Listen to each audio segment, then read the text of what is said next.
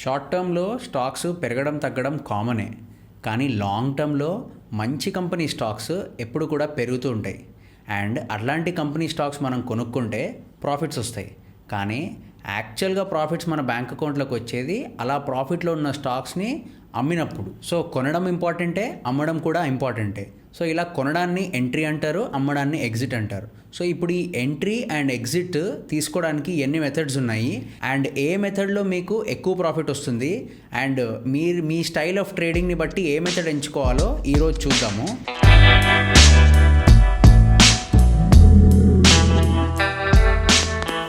అందరికీ నమస్తే. Trading in తెలుగుకి వచ్చినందుకు థ్యాంక్ యూ. నా పేరు money. So let's look at 4 different methods to take entries and exits. First method of entry exit వచ్చేసి ఆల్ ఇన్ ఆల్ అవుట్ అంటారు. అంటే మీరు ఎన్ని స్టాక్స్ అయితే కొనాలనుకుంటున్నారో ఆర్ మీ దగ్గర ఎన్నైతే డబ్బులు ఉన్నాయో అన్నీ ఒకేసారి పెట్టేయడం ఆర్ అన్ని స్టాక్స్ ఒకేసారి కొనుక్కోవడం అండ్ ఆల్ అవుట్ అంటే అన్నీ ఒకేసారి అమ్మేయడం, దీన్ని ఆల్ ఇన్ ఆల్ అవుట్ అంటారు. సో లెట్స్ సే మీ దగ్గర ఎగ్జాంపుల్కి ఒక 1 lakh ఉన్నాయి అనుకోండి. మీరు ఏదైనా 100 రూపీస్ స్టాక్ ఒకటి కొనుక్కుందాం అనుకుంటున్నారు. సో మీరు 1000 షేర్స్ కొందామని ఫిక్స్ అయ్యారు. ఆ 1000 షేర్స్ మీరు కొన్నారు, మీకు మీ స్టాప్ లాస్ హిట్ అయినా మీ ప్రాఫిట్ వచ్చినా మీరు అన్ని షేర్స్ ఒకేసారి అమ్మేయడం. So all in all out. So let us say ఈ 100 రూపీస్ షేరే మీరు 225కి వెళ్ళింది అనుకోండి. మీరు 225కి ఉన్న 1000 షేర్స్ అన్నీ అమ్మేస్తారు. సో మీ ప్రాఫిట్ 1,25,000 వస్తుంది. ఆర్ లెటస్ సే మీరు స్టాప్ లాస్ 80 రూపీస్ పెట్టుకున్నారు. మీరు 100లో కొన్నారు, 80 రూపీస్ స్టాప్ లాస్ పెట్టారు. ఇప్పుడు ఆ స్టాప్ లాస్ హిట్ అయితే మీకు వచ్చే loss 20,000 rupees. So all in all అవుట్లో వెరీ సింపుల్, ఒకేసారి కొంటారు, ఒకేసారి అమ్మేస్తారు. ఇది very good for short term trading. Intraday trading basically ఎక్కువగా ఆల్ ఇన్ ఆల్ అవుటే చేస్తారు, ఎందుకంటే మనకు ఎక్కువ టైం ఉండదు. మీరు ఒకవేళ ఇన్వెస్టింగ్ చేస్తే చాలా టైం ఉంటుంది, మీరు యాడ్ చేసుకోవడానికి మల్టిపుల్ పాయింట్స్ ఉంటాయి. సో ఇంట్రాడే ట్రేడింగ్లో, షార్ట్ టర్మ్ ట్రేడింగ్లో అంత టైం ఉండదు. కాబట్టి all in all out is the best method.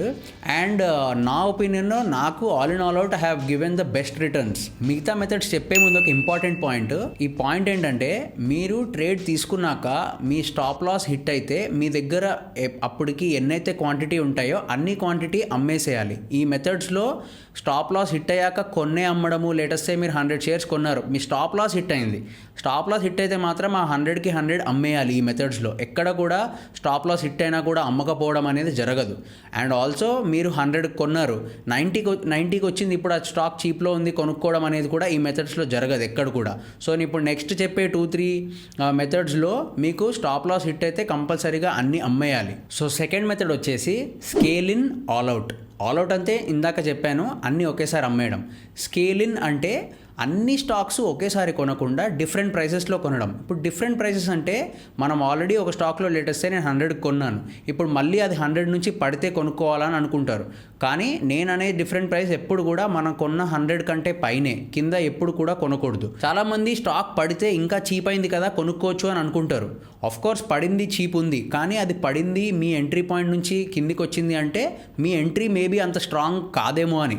So మీరు ఆ స్టాక్లో పాజిటివ్ సైన్స్ లేకుండా కూడా మీరు ఇంకా కొనుక్కోవడానికి ట్రై చేస్తున్నారు. అది మీ లాస్ని పెంచుతుంది కానీ ఎప్పుడు తగ్గించదు. ఇలా స్టాక్ ఒక ప్రైస్ కొని మళ్ళీ దాని కింద పడితే మళ్ళీ కొనుక్కోవడాన్ని averaging on the down side అంటారు. ఇట్లా యావరేజింగ్ ఎప్పుడు కూడా ప్రొఫెషనల్ ఇన్వెస్టర్స్, ట్రేడర్స్ నమ్మరు and they won't suggest this. ఎప్పుడు కూడా మీరు యావరేజ్ చేసుకోకూడదు స్టాక్ని. మీ ఎంట్రీ పాయింట్ తర్వాత మీకు స్టాప్ లాస్ ఉంటే ఆ స్టాప్ లాస్కి బయటకు వచ్చేయండి, ఆర్ ఇంకా పైకి వెళ్తే కొనుక్కోండి. సో ఇప్పుడు మనం కొన్న స్టాక్ పైకి వెళ్తుంటే మల్టిపుల్ పాయింట్స్లో మనం యాడ్ చేసుకోవడాన్ని స్కేలింగ్ ఇన్ అంటారు. అంటే మీరు 100 కొన్నారు, లెటస్ సే 140కి వెళ్ళింది, మళ్ళీ అది 130కో 120కో రావడమో జరిగితే మీరు మేబీ ఆ పాయింట్స్లో కొనుక్కోవడం. This is just for an example. అలాగా స్కేలింగ్ ఇన్ అంటే మీరు కొన్న ప్రైస్ పైనే ఇంకొన్ని యాడ్ చేసుకోవడం. సో ఎప్పుడు కూడా మీరు అప్ సైడ్ అంటే మీరు మీ డైరెక్షన్లో ఉన్నప్పుడే ఇంకా యాడ్ చేసుకుంటూ ఉండాలి, కానీ కిందికి ఎప్పుడు కూడా యాడ్ చేసుకోకూడదు. సో ఈ మెథడ్ ఎక్కడ యూజ్ చేస్తారు అంటే మెయిన్లీ ఇన్వెస్టింగ్లో యూజ్ చేయొచ్చు. అండ్ ఈ మెథడ్ ఇన్వెస్టింగ్లో బెస్ట్ రిటర్న్స్ ఇస్తుంది. ఎందుకంటే ఇన్వెస్టింగ్ జనరలీ లాంగ్ టర్మ్కి చేస్తాం. ఇప్పుడు ఆ లాంగ్ టర్మ్లో మీకు స్టాక్ ఎలా పర్ఫామ్ చేస్తుంది అనేది మనకి ఇప్పుడే తెలియదు. లెటస్ సే మనం ఏదైనా స్టాక్ ఎంచుకున్నాము, ఓకే నాకు ఈ స్టాక్లో 5 years నాకు కంపెనీ గ్రోత్ కనిపిస్తుంది అని మనం అనుకుంటాం. ఇప్పుడు ఆ 5 yearsలో నిజంగా గ్రోత్ ఎలా ఉంటుంది అనేది మనం ఎవ్రీ క్వార్టరే చూడగలుగుతాం.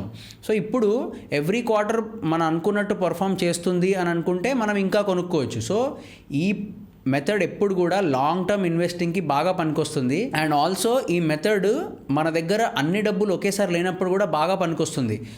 అందరి దగ్గర ఇన్వెస్ట్ చేయాల్సిన డబ్బులు ఒకేసారి ఉండాలనే గ్యారంటీ లేదు. సో మన దగ్గర ఉన్న కొన్ని డబ్బులు ఒకసారి పెట్టి మళ్ళీ ఆ స్టాక్లో గ్రోత్ ఉన్నప్పుడు ఆ గ్రోత్ సైన్స్ చూపించి కొంచెం మళ్ళీ వెనకాలకు వచ్చినప్పుడు కొనుక్కోవడం కానీ అలాంటివి చేయొచ్చు. కానీ ఎప్పుడు కూడా మనం యాడ్ చేసుకోవడం మన ఎంట్రీ పాయింట్ పైనే యాడ్ చేసుకోవాలి, కింద సైడ్ ఎప్పుడు కూడా యాడ్ చేసుకోకూడదు. ఓకే, సో మన ఎగ్జాంపుల్కి నేను హెచ్డిఎఫ్సి బ్యాంక్ అనే స్టాక్ని తీసుకుంటున్నాను. నా ప్రీవియస్ వీడియోలో చెప్పినట్టు ఏదైనా స్టాక్ ఇన్వెస్టింగ్కి ఫస్ట్ నేను వీక్లీ చార్ట్ చూస్తాను. అండ్ వీక్లీ చార్ట్తో నేను ఒక 50 EMA exponential moving average, 100 exponential moving average top లెఫ్ట్లో మీకు కనిపిస్తున్నాయి, అవి అప్లై చేస్తాను. ఎందుకు అంటే నాకు ఆ స్టాక్ని చూడడానికి ఒక ఫిల్టర్ లాగా.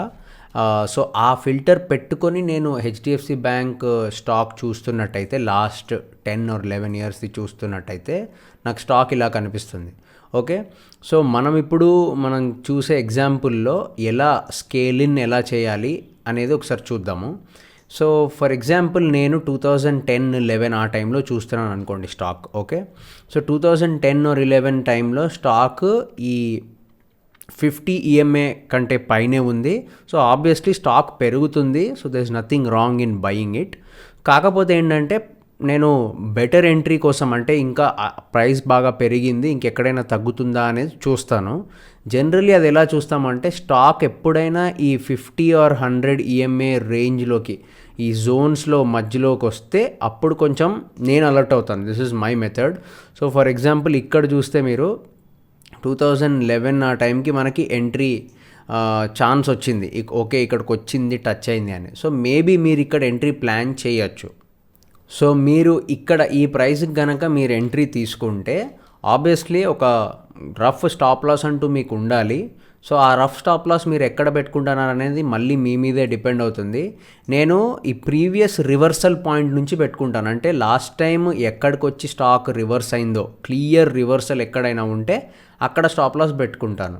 సో ఇక్కడ నాకు క్లియర్ రివర్సల్ కనిపిస్తుంది. ఓకే, సో ఇక్కడ ఎంట్రీ తీసుకున్నాను, ఇక్కడ క్లియర్ రివర్సల్ పాయింట్ ఉంది కాబట్టి ఇక్కడ స్టాప్ లాస్ పెట్టుకోవచ్చు. So again it depends. కొంతమంది క్లియర్ రివర్సల్ ఇక్కడ ఉందని ఇక్కడ కూడా పెట్టుకోవచ్చు. మీకు అది బాగా వైడ్ అయిపోతుంది అంటే మీరు ఇక్కడ కూడా పెట్టుకోవచ్చు. సో ఇక్కడ ఎంట్రీ తీసుకున్నప్పుడు నా స్టాక్, నా ప్రైస్ మూమెంట్స్ ఎలా ఉన్నాయి అనేది మనం అబ్జర్వ్ చేస్తాము. స్టాప్ లాస్ హిట్ అయితేనే మనం బయటకు వస్తాము ఈ మెథడ్లో. సో మనం ఇక్కడ ఎంట్రీ తీసుకున్నాక స్టాక్ ప్రైసెస్ ఎలా మూవ్ అయ్యావో మీరు చూడండి. మనం కొనగానే పైకి వెళ్తాయి అన్నట్టు ఉండవు స్టాక్స్, వెళ్ళినా కూడా కొంతవరకు వెళ్తాయి. కానీ మనం ఇక్కడ ఇన్వెస్టింగ్కి వచ్చాము కాబట్టి we will wait and we will only see whether the stock moves further or comes to our stop loss. అంతకంటే మనం ఏం చూడము. కాకపోతే ఈ 100 ఈఎంఏ కిందికి వస్తే మనం అలర్ట్ అవుతాము ఆబ్వియస్లీ. సో ఇక్కడ 100 ఈఎంఏ కిందికి వచ్చి ఇంక అక్కడ నుంచి మీకు ఎక్కడ పడలేదు. ఈ మనం కొన్న ప్రీవియస్ లో నుంచి కూడా మనం ఏ పాయింట్లో అయితే కొన్నామో ఆ పాయింట్ లోకి కూడా రాలేదు. అండ్ దెన్ అక్కడ నుంచి మళ్ళీ పైకి వెళ్ళడం స్టార్ట్ అయింది. సో నేను ఇక్కడ కొనుక్కున్నాను, మళ్ళీ ఇక్కడికి వచ్చి పైకి వెళ్తుంది అన్నప్పుడు ఆబ్వియస్లీ ఇక్కడ నేను యాడ్ చేసుకుంటాను. ఎందుకు యాడ్ చేసుకుంటాను అంటే stock is showing me strength that okay ఆ ప్రైస్కి వచ్చి మళ్ళీ పైకి వెళ్తుంది అన్న చూపిస్తుంది కాబట్టి నేను యాడ్ చేసుకుంటాను స్టాక్ని. సో ఇలా యాడ్ చేసుకోవడాన్నే మీరు స్కేలింగ్ ఇన్ అంటారు. ఆబ్వియస్లీ నేను ఇక్కడ ఎంట్రీ తీసుకున్నప్పుడు నా అన్ని డబ్బులు ఒకేసారి పెట్టలేదు కాబట్టి నేను ఇప్పుడు ఇంకొన్ని డబ్బులు ఇక్కడ యాడ్ చేసుకుంటాను. మనం కొన్న ప్రైస్లోనే ఉండాలని ఏం లేదు, మనం కొన్న ప్రైస్ కంటే పైనే కొనుక్కుంటాం ఎప్పుడైనా కానీ. సో ఇప్పుడు ఇదే స్టాక్లో ఇలా గ్రోత్ చూస్తున్నప్పుడు మనకి ఎక్కడెక్కడ యాడ్ చేసుకునే ఆపర్చునిటీ వస్తుంది అంటే వెరీ సింపుల్. ఎప్పుడైతే ప్రైస్ రేంజ్ ఈ బ్యాండ్లోకి వస్తుందో ఆ బ్యాండ్లో మనం యాడ్ చేసుకునే ఆపర్చునిటీ మనకు వస్తుంది. సో ఇక్కడ నేను యాడ్ చేసుకునే నెక్స్ట్ ఛాన్స్ నాకు ఎక్కడ అంటే yes at some point in this range. So 294 నుంచి 310 మధ్యలో యాడ్ చేసుకోవచ్చు. అండ్ దెన్ నెక్స్ట్ టైం ఎప్పుడైతే మళ్ళీ స్టాక్ బ్యాండ్ టచ్ అవుతుందో అక్కడ నేను మల్టిపుల్ పాయింట్స్లో యాడ్ చేసుకుంటూ ఉంటాను.